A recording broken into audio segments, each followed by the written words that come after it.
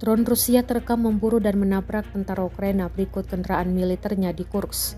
Rekaman detik-detik serangan diunggah di Telegram pada Minggu 26 Januari 2025. Dalam keterangan unggahan disebutkan inilah momen pertempuran di wilayah Kursk.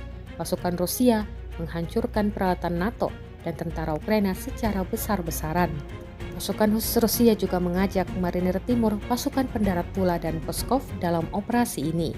Tampak drone KVN pada serat optik menabrak kendaraan NATO untuk Ukraina dan peralatan militer lainnya serta terhadap tentara angkatan bersenjata Ukraina di arah Sudsarsky di wilayah Kursk.